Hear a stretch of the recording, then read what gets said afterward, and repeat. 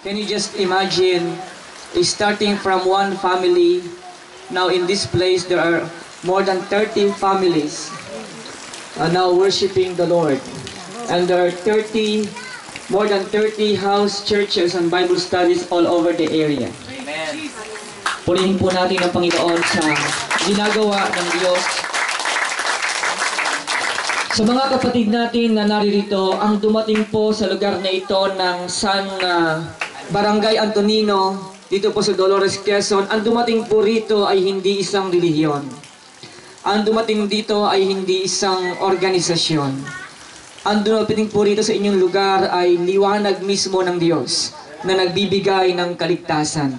Ang salita ng Panginoon na hindi lamang bumabago ng buhay ng tao, kung hindi ang salita ng Diyos na nagpapala at nagsusustain ng lahat sa ating pong mga buhay.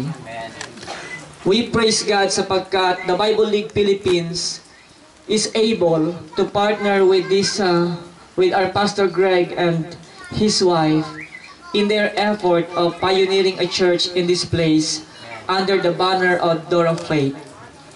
And for 10 months, sa loob po ng 10 buwan, we can see the fruit of all the labors here in this place. And we praise God sa lahat po ng mga bagay na yan. And for all the new brothers and sisters who are with us today, I would like to send you warmest greetings from Bible League Philippines and from Bible League International. Una po, wala tayong ibang hangad kung hindi ang kaligtasan ng lahat ng Pilipino. What shall it profit a man though he gains the whole world but lose his own soul? Ang pinakamahalaga sa buhay ng tao ay hindi ang kanyang trabaho. Ang pinakamahalaga sa buhay ng tao ay hindi ang kaniyang pamilya. Ang pinakamahalaga sa buhay ng tao ay hindi ang kaniyang buhay.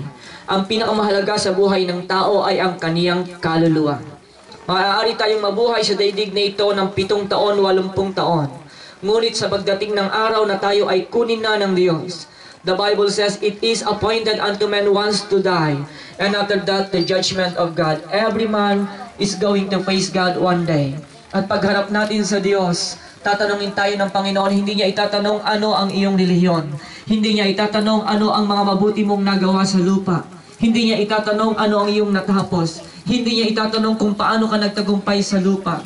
Itatanong ng Diyos kung nabigyan ka ba ng pagkakataon na marinig mo ang pangalan ni Kristo, marinig mo ang salita ng Diyos.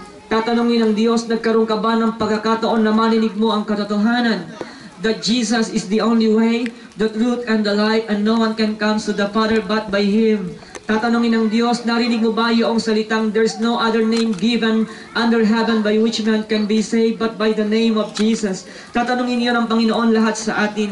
At lahat ng tao ay nabigyan ng pagkakataong marinig ang pangalang Jesus, by which no one can be saved through that name. Marami kang ang pera, mabili mo man ang pinakamalambot na higaan, wala ka namang mabibiling mahimbing na pagtulog. Marami kang ang pera, mabili mo man ang lahat ng mga magagarang sasakyan, wala ka namang mabibiling mapayapang paglalakbay. Dahil yung masarap na panlasa, yung mahimbing na pagtulog, mapayapang paglalakbay, ay maaaring makamit ng tao without the aid of money, without the aid of wealth. We can have it because of the grace of God in our lives. Amen? Amen. Palakpakan po natin ang Diyos. Praise God. And that is the gift, that is the word, and that is the message that we are sharing to all people. Everywhere in the world, our brothers and sisters na nasa Amerika, helping us here, all Filipinos, for us to know God better. At ngayon po mamaya, meron tayong mga Biblia na ipapamahagi. Pinagpala ang isang lugar na ang pangal ng Panginoon ay ang Panginoong Jesus. At hayaan natin na ang pagpapala ng Diyos ay dumating po sa buong lugar na ito. And one testimony, our church here is very new, and yet the family is touched by the Lord to donate this lot for the church.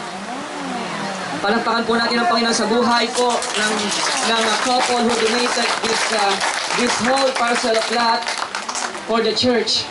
And I will pray later on, I will pray, and we will speak the word of the Lord upon this place, that in this church, in this place, in this lot, a church will be built to house the people of God. At hayaan natin ang lugar na ito, a city that is set on a hill cannot be hid.